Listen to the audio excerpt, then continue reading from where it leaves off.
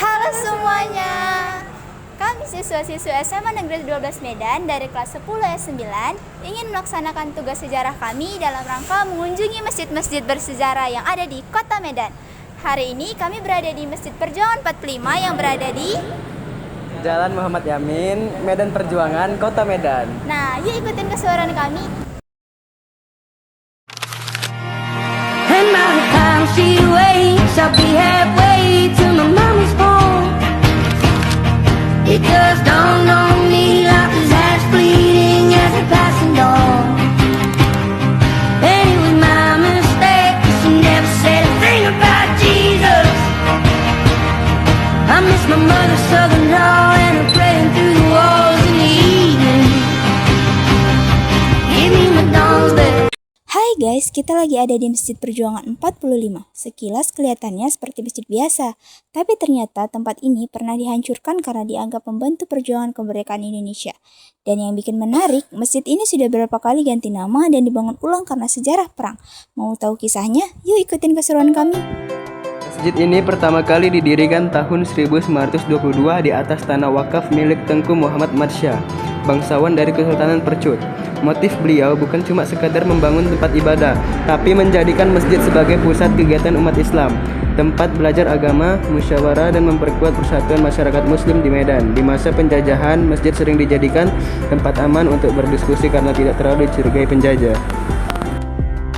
Nama pertama masjid ini adalah Masjid Kayu Besar.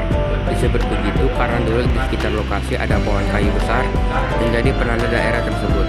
Nama kedua adalah Masjid Asy Syuhada, yang berarti para syuhada atau orang-orang yang gugur di jalan Allah. Nama ini menunjukkan mulai muncul nilai perjuangan dan pengorbanan. Sekitar tahun 1926, masjid ini juga dikenal sebagai Masjid Jami Jalan Serdang karena menjadi salah satu masjid besar di daerah tersebut. Masjid ini semakin ramai dan menjadi pusat aktivitas masyarakat, mulai dari pengajian, musyawarah, sampai aksi sosial.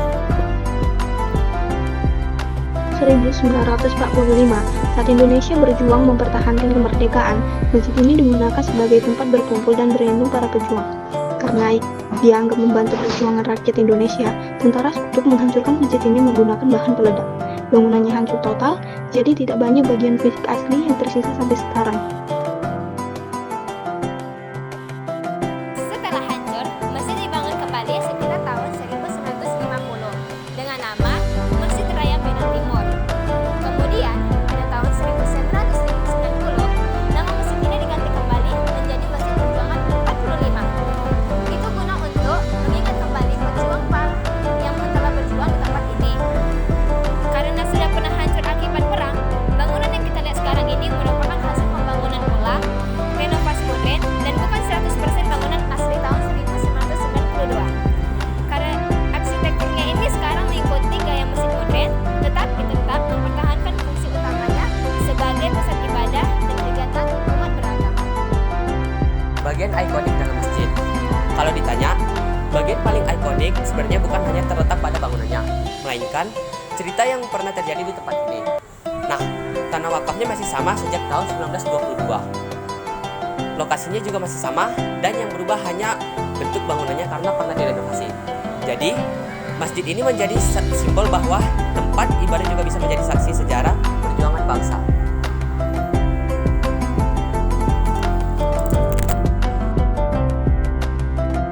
Kondisi bangunan sekarang adalah hasil renovasi setelah masa perjuangan.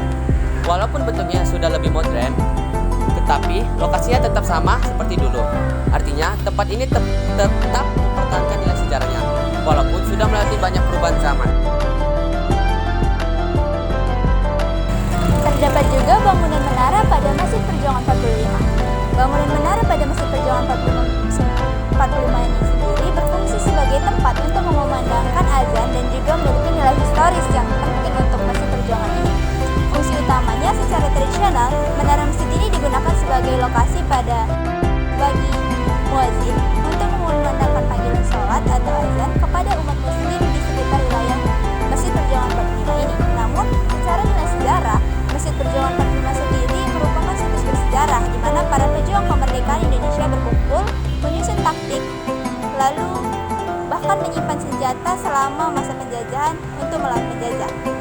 menara ini merupakan bagian integral dari bangunan bersejarah di masjid ini.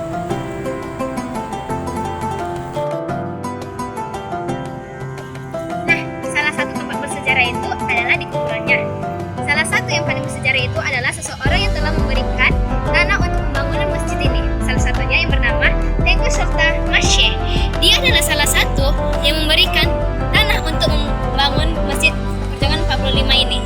Dia telah memberikan tanah yang begitu berguna pada masjid ini sehingga masjid ini dibangun dan menjadi bersejarah di dunia. Bye-bye. Demikian penelusuran sejarah kami di Masjid Perjuangan 45. Terima kasih sudah mengikuti jejak kami dan